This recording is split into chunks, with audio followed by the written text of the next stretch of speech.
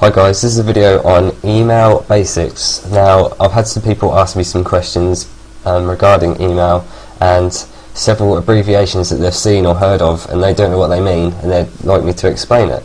So, of course, I'll explain them for you. So, we'll start with CC and BCC. Now, if you see in I've got a compose box here for an email that I use, Fastmail, and I've said I want it from my email address, which I don't actually use, to a test email address, and you'll notice underneath it says CC and BCC just above the subject.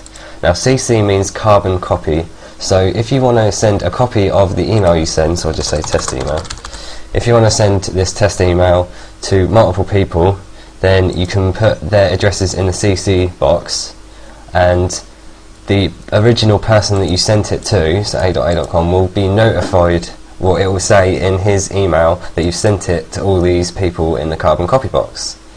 Now BCC means blind carbon copy, and that means that this original guy won't know that you sent it to all these other people. So that is CC and BCC. Now POP3, when you send an email, you're pushing an email and it's getting sent outwards, and when you're receiving email, you're pulling it. So POP3 is the protocol to pull email, and it stands for Post Office Protocol 3. And what you do is you have a server where your email goes into, which you then retrieve from using, I don't know, an email client or something like that. And what happens is it gets deleted from the server when you download it to your computer. So you're downloading the whole message, all the messages you've got to your computer in full, and it then deletes it from the server. Now, you can also, some servers can be configured to keep them for a specific amount of days or something, to keep them on the server for a little bit. But this is useful if you've only got one computer that receives your email. You just do it through POP3, and then that'll go into your email client, such as Outlook or something like that, and then it just gets deleted from the server. So that is POP3. Now, if you have multiple computers, or if you want to access your email from, like, say, a laptop or a desktop or different places, you can use IMAP. And what IMAP is, if you think of a server that can hold loads of emails, and if you can manipulate those emails on that server, such as if you want to delete a file, you can set it to delete on the server instead of downloading everything to your computer. What it will do is you can just download the headers of your emails, but you can control what you want to do on the server. It's best for me to explain it. So here I have an IMAP server. I've just got my standard inbox, and you'll notice it says all these YouTube service things.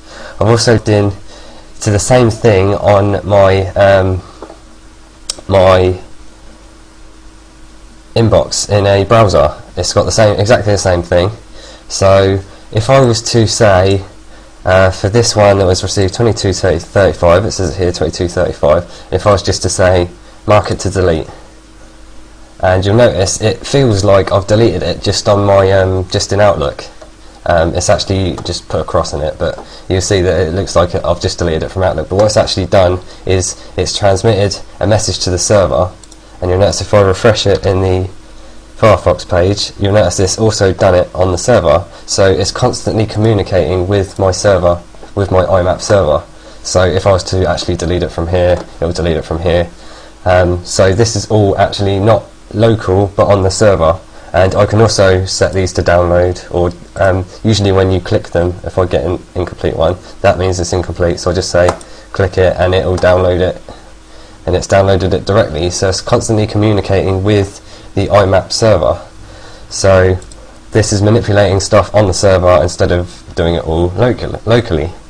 So hopefully that's a decent enough explanation. I'm sorry if you don't understand that.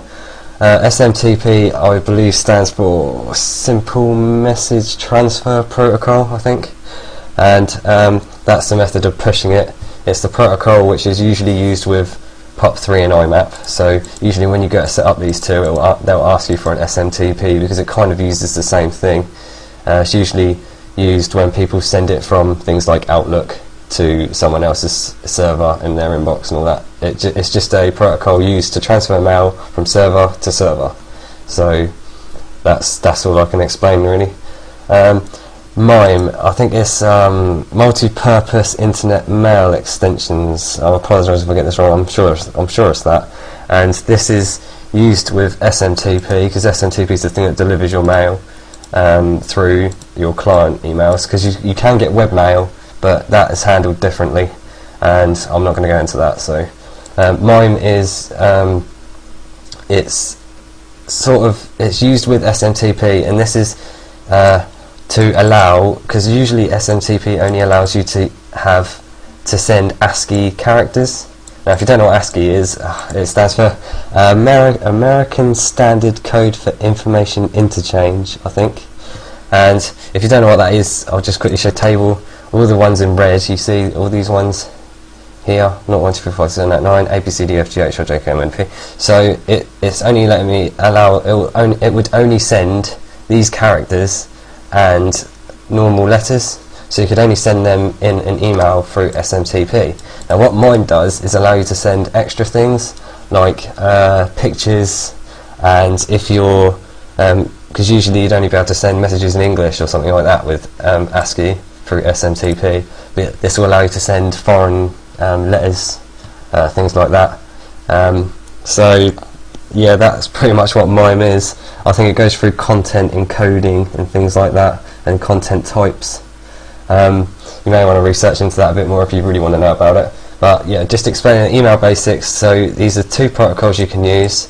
Another one's HTTP, but that's through webmail, and that's usually when people use Hotmail and things like that. And you can access your Hotmail in Outlook. I think you need to download a connector or something.